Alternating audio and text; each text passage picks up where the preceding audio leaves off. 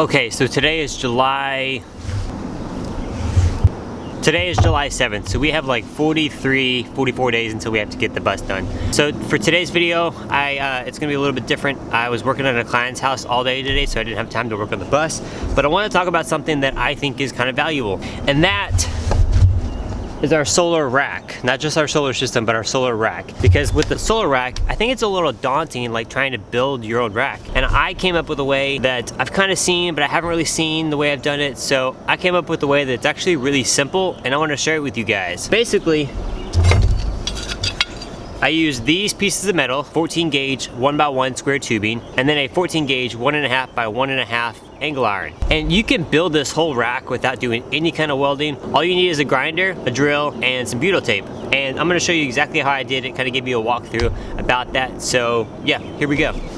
So our bus is 35 feet long, bumper to bumper, 35 feet. Our deck is 8 by 10 feet long. I built our solar rack the same way I built our deck. The only difference is with the solar rack, it doesn't have to be like structurally sound. It just has to like make sure it doesn't go anywhere. But as far as like standing on it, it doesn't really hold any weight. So with our rooftop deck, I use carriage bolts, 5/16 carriage bolts that went all the way through the 1x1 square tubing, through the A-pillar of the school bus and back through the other side. So it's a bolt that's like 3 inches long with a nut and a washers and all that stuff. As opposed to our solar rack, all I used was self-tapping screws because those are very sufficient, they're quite strong. It's only gonna hold the weight of the panels, and I think collectively, that's like 100 pounds distributed over 23 feet. Our solar rack is 23 feet long. The way I started this, I had 1x1 14 gauge square tubing that I cut to the length. I think ours is 22 feet long.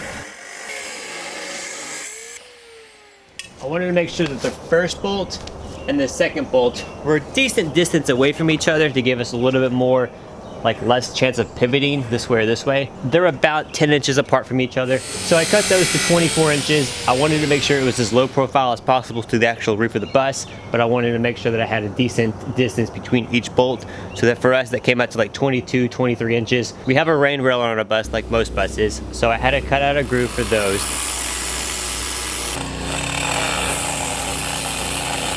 Alright, so once I got these cut to length, I pre-drilled them with pilot holes so that I didn't have to drill through this while I was folding them up. I did run some butyl tape around the top of it because butyl tape is fantastic. It seals like any little cracks. I think it's probably the most underrated part of a school bus build. Screwed in the first one, then I made sure it was super straight with a fancy tool. Then I screwed in the bottom one. And that gave me my base for my solar rack.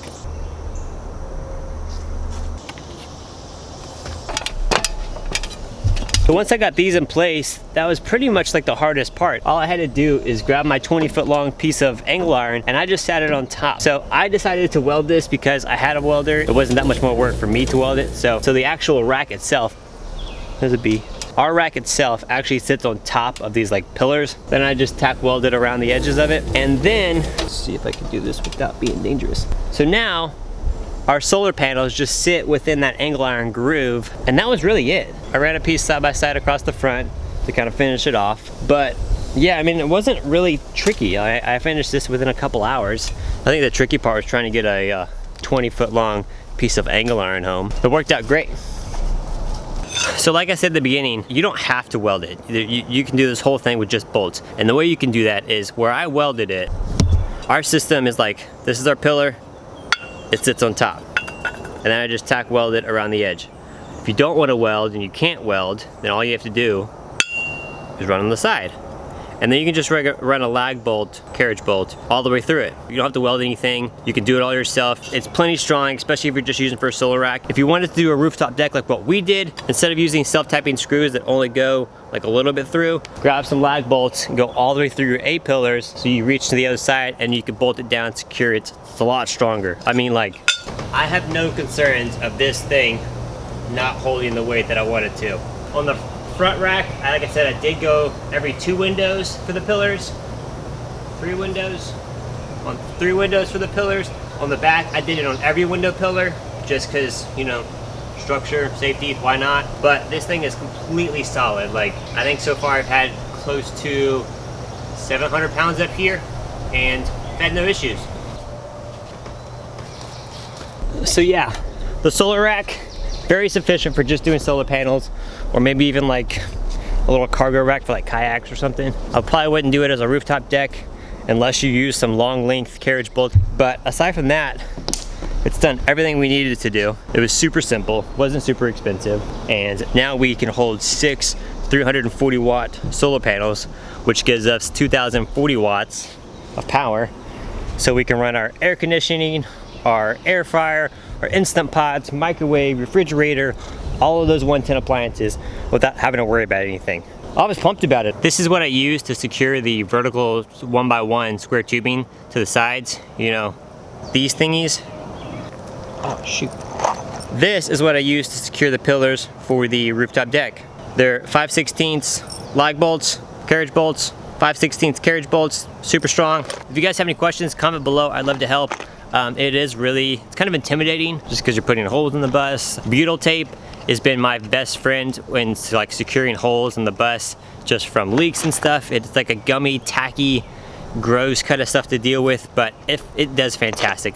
It's way better than caulk, silicone, polyurethane, any of that stuff. So definitely use that if you're drilling holes on the outside of your bus. I have had no leaks after using that stuff. It's been fantastic. If you guys have any questions, comments, concerns, shoot me a message, comment below. I'd love to help. For now, thank you guys so much for watching. Like it if you like it, dislike it if you don't like it, and if you could subscribe, we'd really, really appreciate it.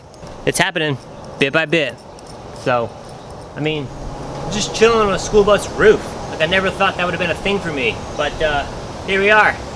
Watch this video, like this video, subscribe here. I appreciate it, guys.